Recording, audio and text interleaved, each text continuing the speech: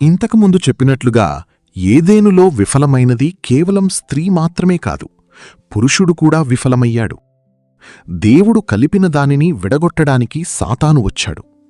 దేవుడు ఆదామును, నేను తినవద్దని ఆజ్ఞాపించిన చెట్టు ఫలమును నీవు తింటివా అని అడిగినప్పుడు ఆదికాండము 3:11 దానికి ఒకే ఒక్క సరైన సమాధానముండగలదు.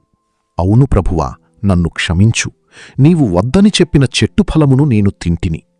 కాని ఆదాము నిందను తనమీద వేసుకోకుండా తన భార్యవైపు వేలుచూపి ఆ పండును ఇచ్చినందుకు ఆమెను నిందించాడు.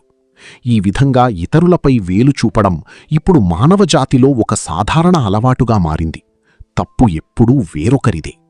తోట అరణ్యంగా మారడానికి మరొక కారణం ఇక్కడే ఉంది. అదే నిందారోపణ స్వభావం.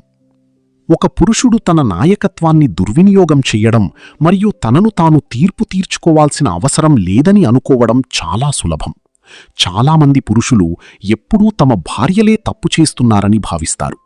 ఒక భార్య అయితే, ఈ విశ్వంలో దేవుడు, తాను ఈ ఇద్దరూ మాత్రమే ఎప్పుడూ ఎటువంటి తప్పులు చేయని వ్యక్తులని నా భర్త అనుకుంటాడు అని కూడా చెప్పింది. తాము ఎప్పుడూ తప్పు చెయ్యమనే భావనను కలిగించే భర్తలు చాలామంది ఉన్నారు. తమ జీవితంలో ఏ విషయం గురించైనా తమ భార్యకు ఒక్కసారి కూడా క్షమాపణ చెప్పని భర్తలు కూడా ఉన్నారు. ఒక భర్త ఎప్పుడూ క్షమాపణ చెప్పనప్పుడు అతను తాను దేవుడిలాంటివాడినని అనుకుంటాడు. తప్పు ఎప్పుడూ తన భార్యదో లేదా తన పిల్లలదో ఉంటుందని అతను భావిస్తాడు.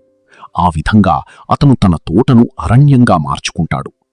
కాబట్టి మనం ఈ 2 స్వభావాల పట్ల అప్రమత్తంగా ఉండాలి: తిరుగుబాటు స్వభావం మరియు నిందారోపణ స్వభావం.